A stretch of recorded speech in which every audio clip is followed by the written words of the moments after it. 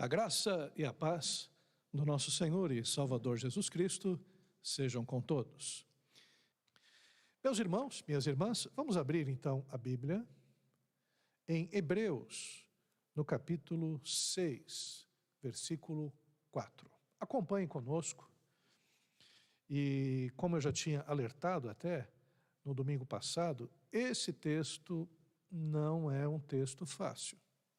É uma das passagens mais polêmicas das Escrituras Sagradas, não porque o texto em si seja problemático para a maioria dos cristãos, mas mais para aqueles que pensam a teologia de uma forma mais aprofundada.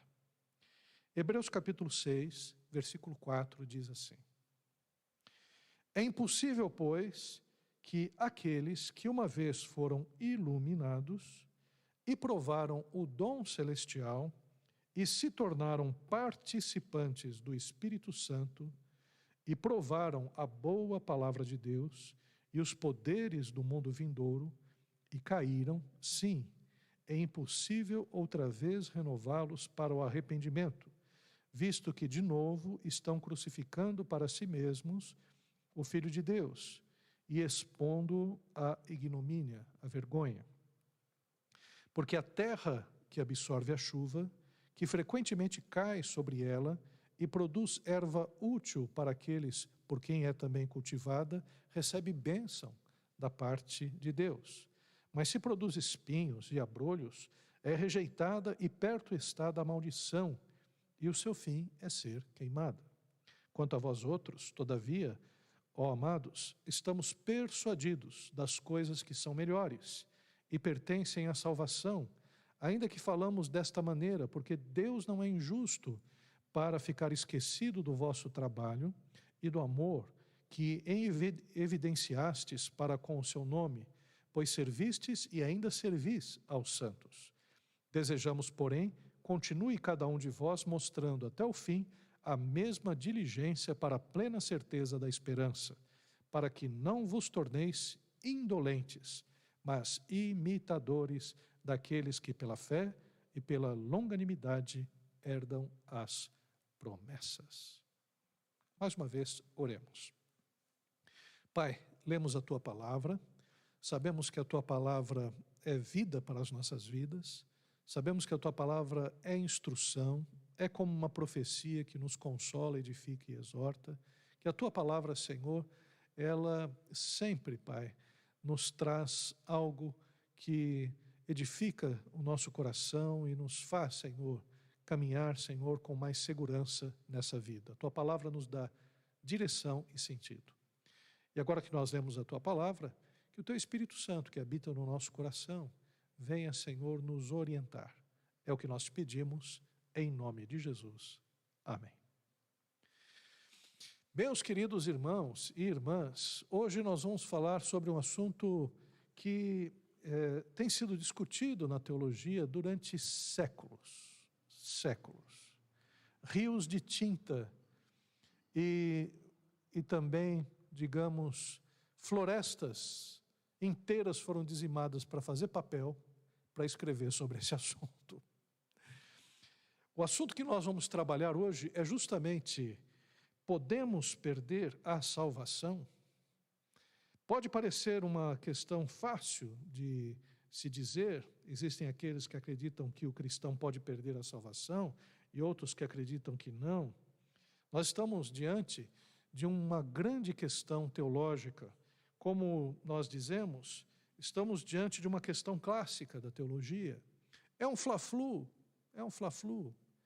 Existem partidários de ambos os grupos, times, que defendem as suas bandeiras ardorosamente. É uma questão que suscita várias discussões desde a antiguidade, quando livros foram escritos, aliás, naquela época até pergaminhos, manuscritos, depois veio o papel, e até nos dias de hoje, nas postagens, nos grupos de arminianos, calvinistas. Tem alguns que são calvinistas, graças a Deus. Arminianos, com muita fé. E por aí afora, Grupos que até se digladiam na internet, nem sempre de uma forma amistosa, né? Existem também os memes mostrando Calvino e Armínio, né, que são como que heróis de tais grupos, onde nós percebemos, né, que essa questão, uma questão que tem sido discutida há tantos anos, ainda é discutida por muitos. Agora, o que de fato nós podemos aprender dessa questão, sem que nos tornemos apaixonados em ambas as vertentes, o que nós podemos depreender do texto de Hebreus, porque a nossa preocupação é mais bíblica do que propriamente teológica. Eu sei que a teologia ela se preocupa com assuntos muito importantes, mas o que esse texto em si nos traz de orientação para o nosso dia a dia, para que a gente possa ser orientado, né, de uma forma bem consistente, né? O contexto dessa passagem, nós temos firmado, é muito importante porque o contexto dessa passagem diz um pouco a respeito dessa passagem também, faz a gente entender, né, o que o apóstolo Paulo, o escritor aos Hebreus, está dizendo. Não tive revelação de quem é o escritor, não, foi um erro mesmo. Mas o que o escritor aos Hebreus está dizendo? O contexto dessa passagem é importante para que a gente entenda parte do problema, porque o escritor aos Hebreus, ele está falando para cristãos, e cristãos judeus, que certamente têm algumas resistências ainda ao cristianismo. Então, digamos que muitos judeus se converteram, os primeiros cristãos eram judeus, né? Os apóstolos eram judeus, os seguidores de Cristo eram judeus, Paulo era judeu, e depois o evangelho foi se espalhando aos gentios, né? Mesmo nas páginas dos evangelhos a gente tem um centurião, tem a mulher samaritana, que eram gentílicos, né? O mesmo nós podemos dizer agora em Atos dos Apóstolos, que aí sim a gente tem outros colaboradores do apóstolo Paulo que são convertidos, né, e também gentios.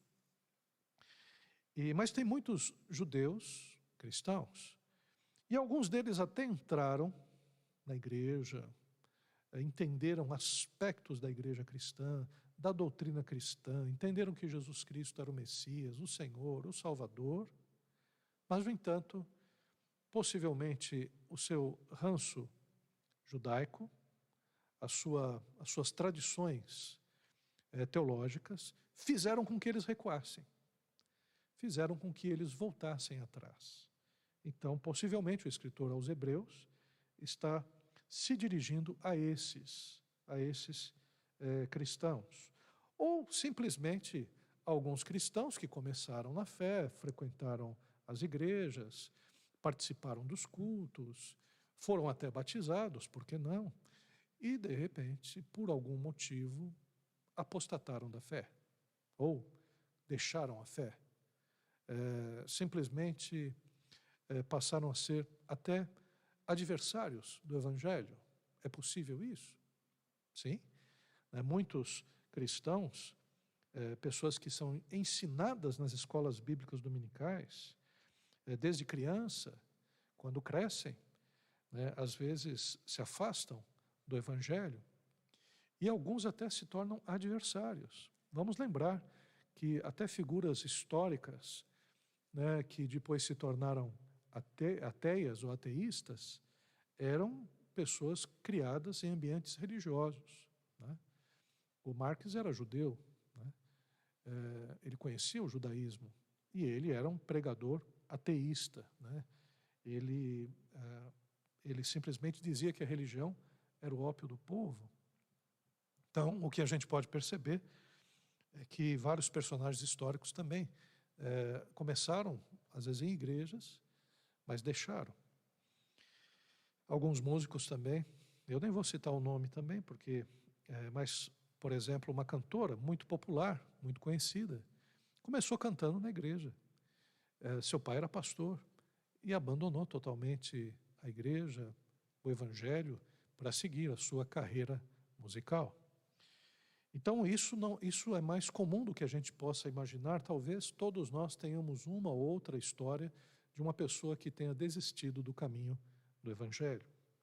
Então o apóstolo Paulo meu Deus do céu, o escritor aos Hebreus, ele está falando isso.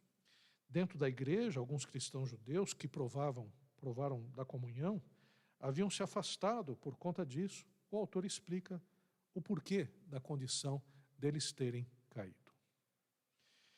Vamos então entrar nessa questão. Primeiro, é uma briga histórica. Os autores cristãos se dividem basicamente em dois grupos distintos desde o início da fé cristã. É possível outras combinações, mas existem dois polos. Existem aqueles que defendem a impossibilidade de um cristão perder a sua salvação. E existem aqueles que acreditam na possibilidade da queda, da apostasia.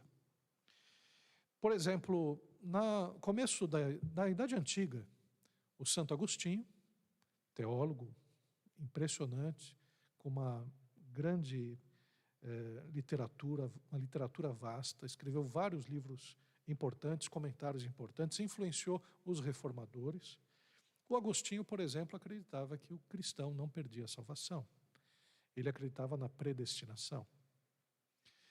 Já Pelágio, um outro cristão, esse já um pouco mais herético, ele dizia que o homem tinha total livre-arbítrio, ele poderia simplesmente, através da sua vontade, seguir a Deus ou deixar de seguir. E aí teve outro grupo que não é bem assim, Pelágio exagerou. Nós sabemos que a salvação vem de Deus, são semi-pelagianos, mas que acreditavam que se podia perder a salvação. E essa briga continuou, às vezes de uma forma mais branda, outra de uma forma muito mais acentuada, mas o certo é que, na época da Reforma Protestante, nós vamos ter uma briga tremenda entre os seguidores de Calvino, os calvinistas, e os seguidores de James Armínio, ou Jacó Hermeson, que basicamente defendia que o cristão poderia perder a sua salvação. Os arminianos defendiam isso. E de lá para cá, essa questão continua sendo uma questão importante na igreja evangélica. Tanto é que existem denominações que são arminianas, os metodistas, por exemplo. E existem denominações que são calvinistas, os reformados, os presbiterianos, por exemplo. Depois a gente vai falar um pouco dos batistas. Agora, o que acreditam os arminianos e calvinistas? Eu vou fazer uma síntese histórica e depois a gente vai entrar no texto bíblico. Em 1618 até 1619, houve na Holanda o Sínodo de Dort. Sínodo é uma reunião de líderes cristãos, no caso da Igreja Reformada, de presbíteros, que se reuniram, tanto gente da Holanda como da Inglaterra e de outros países, para discutir questões importantes da Igreja Reformada. E um dos assuntos muito importantes que foram discutidos foi justamente essa questão do arminianismo e do calvinismo. Um grupo de arminianos, eles fizeram uma representação, em francês, remonstrance, que dizia 5 pontos especiais que deveriam ser alterados na doutrina reformada. Esses 5 pontos diziam respeito à salvação. Esses remonstrantes, ou arminianos, eles disseram o seguinte: eles diziam que era necessário que o calvinismo revisse, por exemplo, a questão da eleição condicional, porque os calvinistas acreditam na eleição, que Deus predestina as pessoas, e esses remonstrantes dizem, não, a gente precisa rever isso. Essa eleição deve ser condicionada à presciência da fé, e não à eleição arbitrária de Deus. Falaram sobre expiação universal. Os calvinistas acreditavam que Cristo havia morrido para os eleitos. Já os remonstrantes dizem, não, Cristo morreu por todo mundo. Cristo morreu pelo mundo. Ele derramou o seu sangue por todos. Outro aspecto também, eles defendiam a necessidade da regeneração para que o homem seja salvo, não é? Mas entendia que o homem era totalmente caído, totalmente perdido, tinha que ser regenerado com Deus, mas o homem tinha que participar com a fé. Os calvinistas diziam, não, o homem está morto nos seus delitos e pecados, e o homem só é ressuscitado quando o Espírito Santo o convence. E também o regenera. O homem não tem forças para sair dessa condição. Então, por isso também, os arminianos diziam que a graça de Deus podia ser resistida. Uma pessoa tem o livre-arbítrio de aceitar ou não a mensagem do Evangelho. Os calvinistas dizem que não. Uma vez que a mensagem de salvação veio para uma pessoa, essa mensagem é irresistível. A graça é irresistível. E aí, também os arminianos falaram sobre a incerteza da perseverança dos crentes. Quer dizer, o crente persevera até o fim? Segundo os arminianos, dizem não. Um crente pode perder a sua salvação. Essa discussão foi muito importante. Tanto é que essa discussão fez com que os calvinistas definissem os seus 5 pontos, o tulipe, que é um acróstico falando sobre cada um desses pontos, e os arminianos também defenderam as suas ideias. Houve uma cisão dentro desse grupo reformado, que evidentemente ela se apresenta até os dias de hoje. Mas eu quero falar especificamente agora sobre o texto. Dei uma parte histórica. Ainda bem, pastor, que você saiu dessa história. Eu não estava entendendo mais nada, pastor. Eu pensei, meu Deus do céu, esse culto vai ser difícil hoje. Mas saímos da parte histórica. Vamos entrar agora na Bíblia. O primeiro aspecto que nós vemos aqui, e eu quero falar com os irmãos, é acerca da questão da apostasia. É possível uma pessoa apostatar da fé, quer dizer, abandonar a fé? No capítulo 6, versículo 4 a 6, diz assim: É impossível, pois, aqueles que já foram iluminados e provaram o dom celestial e se tornaram participantes do Espírito Santo, e provaram a boa palavra de Deus e os poderes do mundo vindouro, e caíram, sim, é impossível outra vez renová-los para o arrependimento, visto que de novo estão crucificando para si mesmos o Filho de Deus e expondo-o à vergonha.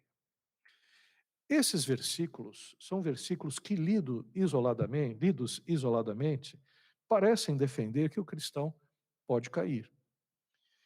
A ideia isolada do texto fortalece essa visão. Seria, então, apostasia.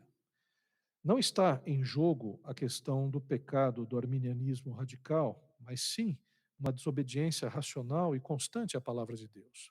Aqui é importante a gente definir uma coisa. O que seria a apostasia?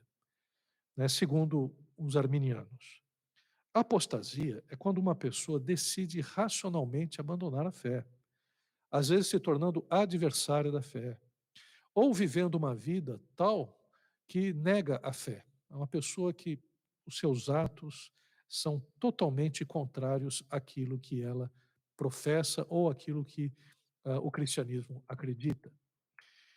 Então, os arminianos defendem que uma pessoa que faz isso perdeu a salvação. E esses primeiros textos parecem mostrar isso. Tais irmãos que fazem isso, que conheceram as Escrituras, que andaram iluminados pela palavra de Deus, que receberam até alguns aspectos importantes da comunhão da igreja. Esses irmãos que caíram se tornam até irrecuperáveis. São pessoas que provaram das coisas boas de Deus e simplesmente deixaram. Esse texto, ele fala de uma advertência que é uma advertência geral para a igreja, né? O fato é que existe essa possibilidade de algumas pessoas que estão frequentando a igreja e estão ali juntamente com os irmãos, depois decidirem a ter uma outra vida, né, a não mais seguirem a Cristo Jesus. Então, o escritor aos Hebreus está dizendo isso. Nesses 3 primeiros versículos, a gente depreende essa ideia. Até nós podemos pensar, poxa, aqui tá certo, o cristão pode cair em apostasia. Mas acontece que os versículos posteriores parecem que não defendem essa ideia. Os versículos posteriores, e eu vou ler, o escritor aos Hebreus diz assim: porque a terra que absorve a chuva, que frequentemente cai sobre ela e produz erva útil para aqueles por quem também é cultivada, recebe a bênção da parte de Deus. Mas se produz espinhos e abrolhos, é rejeitada e perto está da maldição, e o seu fim é ser queimada. Esta outra ilustração é interessante porque mostra, usando o exemplo da natureza, que pelo fruto a gente conhece se de fato é a boa semente que foi plantada ou são espinhos ou abrolhos. Essa segunda parte do texto mostra que o que aconteceu com essas pessoas, na verdade, foi falta de conversão. Não foi propriamente que as pessoas caíram, foram pessoas que nunca de fato se levantaram. Eram pessoas que, usando da ilustração da natureza, que viveram a vida da igreja, estiveram ali professando até verbalmente a fé, pareciam ser cristãos, mas que de fato não eram. Vindo o tempo, se mostrou que eram pessoas apenas que participaram de alguns aspectos e, na verdade, não eram cristãs. Então, o que nós podemos ver é que esta passagem é uma passagem que é um prato cheio para discussões, porque a primeira parte parece que diz uma coisa, a segunda parte parece que diz outra. Falei: "Ih, pastor, que coisa complicada, pastor. Eu sabia que a Bíblia é complicada, pastor. Por isso que eu não leio". Não vem com essa não, irmão. Não vem com essa não. É só essa passagem, que é uma passagem, algumas passagens são mais difíceis, né, mas o evangelho tem que ser lido, né. Mas pastor, e aí, como é que a gente sai dessa situação? É interessante porque na continuidade do texto a gente percebe que a gente se equilibra nessa questão. Porque o apóstolo, ou melhor, estes, para com seu nome, pois servistes e ainda servis aos santos. Desejamos, porém, continue cada um de vós mostrando até o fim a mesma diligência para a plena certeza da esperança, para que não vos torneis indolentes, mas imitadores daqueles que pela fé e pela longanimidade herdam as promessas. Se o cristão pode ou não perder a salvação, o escritor aos Hebreus diz: olha, aquele que é salvo, ele testemunha da sua salvação. Aquele que de fato tem comunhão com Deus, ele demonstra o amor, demonstra o testemunho, demonstra a graça de Deus, que é o que o arminiano e o calvinista precisam fazer. O arminiano, que acredita que pode perder a salvação, ele acredita que tem que ter um bom testemunho, o cristão tem que ter um bom testemunho de fé até o fim. E o calvinista, por sua vez, acredita que uma pessoa salva tem o fruto dessa salvação, tem o testemunho. Então, as duas posições convergem naquilo que de fato é importante, que é a vida cristã autêntica. A vida cristã em que você começa na conversão, continua na santificação e finda na glorificação, quando teremos um novo corpo em Cristo Jesus. Quando nós falamos a respeito de salvação, a gente não pode fixar a salvação lá no passado, dizendo: eu fui salvo, né? E pronto, tenho a salvação, posso fazer o que quiser. Não. A salvação, ela é demonstrada na vida inteira do cristão, na conversão, quando ele é salvo, na santificação, quando nós estamos sendo salvos, e na glorificação, quando nós fomos totalmente salvos. Então, a salvação, antes de ser vista como um ponto no passado, ou no presente, ou no futuro, a salvação é vista em toda a vida cristã. Nós somos salvos para ter comunhão com Deus. Aliás, o que é a salvação? A salvação, quem é salvo, tem comunhão com Deus através de Cristo Jesus. Ele tem comunicação com Deus Pai através da oração. ele recebe a palavra de Deus através da Bíblia, através da instrução que o próprio Espírito Santo de Deus o faz lembrar. Existe uma comunhão efetiva com Deus, né? Certa feita, havia alguns teólogos da morte de Deus e também alguns filósofos que diziam: Deus morreu, né? Até acho que foi um historiador que disse, né, que Deus morreu. O Nietzsche falou que Deus morreu, né? E aí um historiador falou: poxa, Deus morreu, Nietzsche morreu, eu não me sinto muito bem. Porque se você chega e tira Deus da equação, o mundo fica confuso, né? Fica sem sentido. Mas estavam falando sobre a teoria da morte de Deus, e Nietzsche falando que Deus morreu, escreveu sobre isso, e aí foram reviver essa questão de Nietzsche, outros teólogos foram falar sobre Nietzsche, foram até a casa do Billy Graham, falaram: olha, tem um teólogo novo que está retomando Nietzsche, está dizendo que Deus morreu, o que o senhor acha? E aí o Billy Graham disse: gente, vamos ficar com calma, fiquem calmos agora, quero tranquilizar todos vocês que estão aqui fazendo essa entrevista. Deus não morreu, não. Eu falei com ele essa manhã, está vivo. Eu tenho comunhão com ele através de Jesus Cristo. Ele é Deus, ele é soberano e viverá eternamente. Então, vocês podem ir para casa e se vocês têm alguma dúvida, aceitem a Jesus Cristo como o Senhor de suas vidas e vocês vão perceber que vivo está o Senhor. Então, a questão, mais do que uma questão pontual e teológica, é uma questão vivencial, bíblica, experimental, da vida cristã, né? É importante que nós tenhamos essa preocupação. Esse ponto de equilíbrio é fundamental, né? Eu sei, e claro, algumas igrejas defendem uma coisa, outras igrejas defendem outra, outros grupos, mas todos convergem justamente para a necessidade de nós estarmos sempre com Cristo Jesus. E isso é maravilhoso. É importante dizer a ordem da salvação. A gente entende o que em relação à salvação? Nós entendemos a eleição. Deus nos chama, é a chamada eficaz, que é mediante a graça de Deus. Essa graça de Deus, para os calvinistas, é irresistível, para os arminianos, é segundo a fé prevista. Mas Deus chama, Deus nos elege. Então existe um chamado de Deus. Hoje mesmo, através dessa pregação, você, meu querido irmão, irmã, ou até mesmo você que não frequenta a igreja, Deus te chama. Deus chama a humanidade para a salvação. O desejo de Deus é que todos sejam salvos. Deus não se satisfaz, não se alegra com a morte de um ímpio, de uma pessoa que vai para a eternidade sem Deus, muito pelo contrário, mas ele diz: preciosa é a morte dos seus filhos, dos seus justos.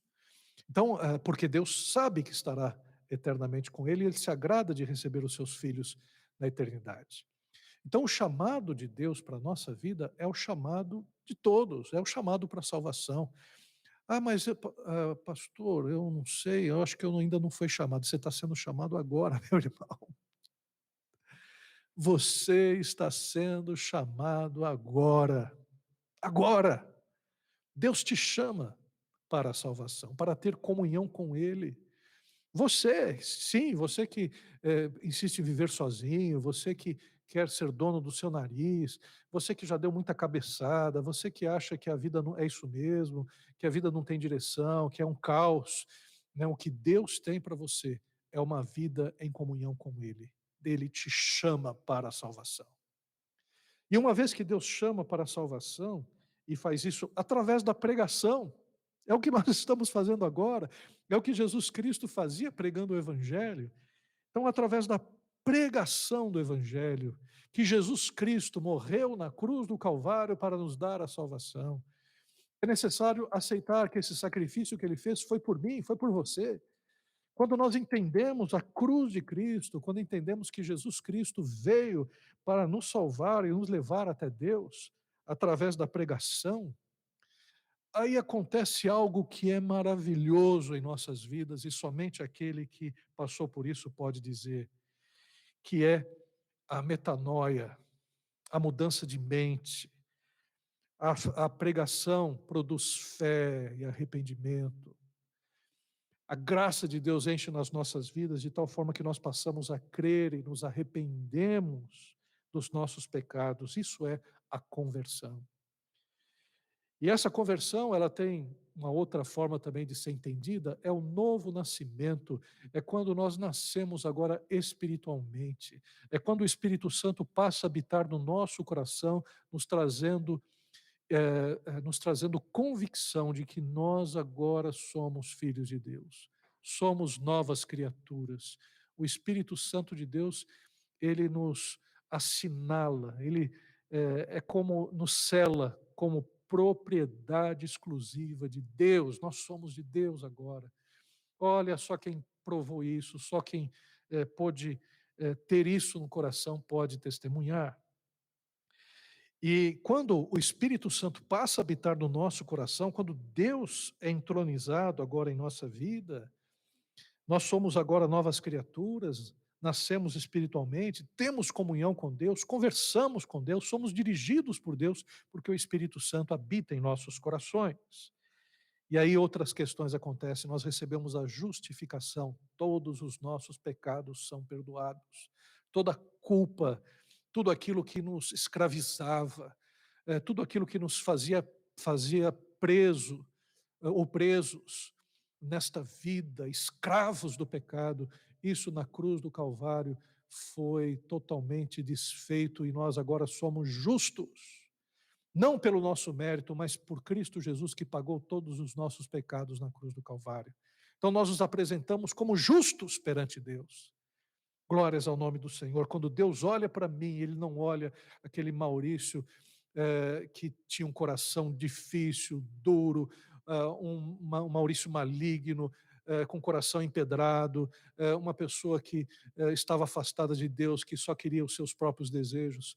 Quando Ele olha para mim, eu que entreguei a minha vida a Jesus Cristo, fui alcançado por Cristo Jesus, Ele olha o sangue de Jesus Cristo que me justificou. Ele olha o sacrifício de Jesus Cristo na cruz do Calvário. Jesus é o nosso advogado. Jesus é o nosso redentor. E além da justificação, Deus nos torna santos, isto é, separados para Ele. Nós somos de Deus, somos filhos de Deus, nós estamos unidos a Deus, temos tanto a santificação como o processo de filiação de Deus. E um dado importante, nós temos a salvação eterna. Nós somos salvos em Cristo Jesus. Quando nós falamos acerca de salvação, nós cremos numa salvação que é uma salvação eterna, uma salvação que Deus nos garante. E eu quero tranquilizar a você, meu irmão e minha irmã, em relação à salvação. Tem alguns textos na Bíblia que mostram que aquilo que nós temos não vai ser tirado, que essa comunhão que nós hoje celebramos, ela não vai cessar. Por exemplo, em Romanos 8, versículo 1 diz: portanto, agora nenhuma condenação há para aqueles que estão em Cristo Jesus, que não andam segundo a carne, mas segundo o Espírito. Nós passamos da morte para a vida, nós não temos nenhuma condenação. E o próprio Romanos 8,30 diz: e aquele que predestinou, e aos que predestinou, a estes também chamou, e aos que chamou, a estes também justificou, e aos que justificou, a esses também glorificou. Obra completa. Salvação até o momento da glorificação. Agora, Efésios 1, 13 e 14 diz: em quem também vós estáis, depois que ouvistes a palavra da verdade, o evangelho da vossa salvação, e tendo nele também crido, fostes selados com o Espírito Santo da promessa, o qual é o penhor da nossa herança, para a redenção da possessão adquirida para louvor da sua glória. O que esse texto diz? Que nós somos selados pelo Espírito Santo, nós somos propriedade exclusiva do Senhor. Nós somos de Deus. Deus, Ele nos deu gratuitamente a salvação através de Cristo Jesus. Pela graça nós somos salvos. E os dons de Deus são irrevogáveis. Ele sabia o que estava fazendo quando nos fez novas criaturas em Cristo Jesus. Nós nascemos de novo em Cristo Jesus. E em Filipenses 1,6 eu quero terminar dizendo, tendo por certo isto mesmo, que aquele que em vós começou a boa obra a aperfeiçoará até o dia de Jesus Cristo. Deus começou uma obra em nossas vidas e essa obra está sendo aperfeiçoada até o dia em que nós encontraremos Jesus. Então, meus irmãos e minhas irmãs, eu creio profundamente, profundamente, que nós não perdemos a salvação. Creio profundamente que Deus nos guarda até o dia em que nós estaremos eternamente com Ele. Pela graça sois salvos, mediante a fé. Isso não vem de vós, é dom de Deus. Para que ninguém glorie, não são obras humanas.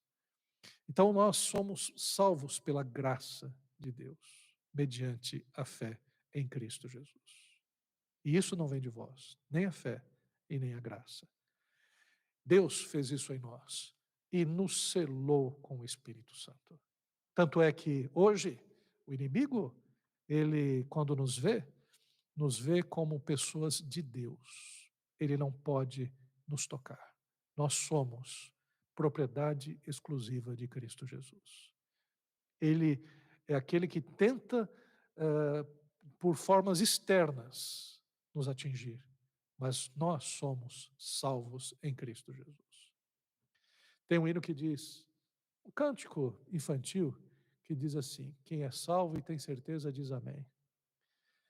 E essa era uma musiquinha que a gente cantava muito, muito, muito. E eu era criança, ainda ia no embalo, não entendia muito bem acerca da salvação. Mas um dia, aos 16 anos de idade, demorou, sou meio devagar mesmo. Aos 16 anos de idade, a ficha caiu. E eu entendi o que era salvação. Naquele momento, eu posso dizer que eu nasci de novo. Que eu me tornei uma nova criatura em Cristo Jesus. E ali, e desde lá, eu posso dizer, quem é salvo e tem certeza diz amém. E essa salvação, eu tenho certeza absoluta que é para sempre. A palavra de Deus me diz isso.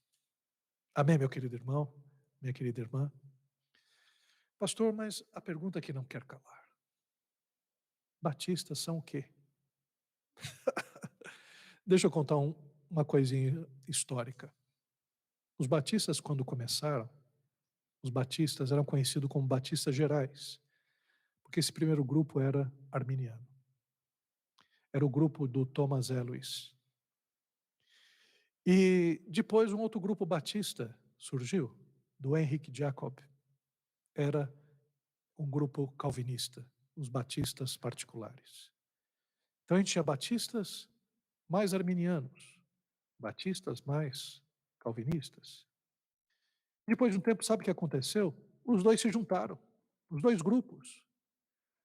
Por isso hoje, entre os batistas, nós acreditamos, nossas regras de fé estão assim, que nós acreditamos na necessidade de aceitarmos a Jesus Cristo como Senhor e Salvador e acreditamos que essa salvação ela é perene. A gente defende, né, essas questões e vamos para a glória celestial assim. E junto com o presbiteriano e arminiano. E lá a gente acerta as coisas. E lá Deus, a gente fala, Jesus, explica para a gente esse negócio de arminianismo e calvinismo.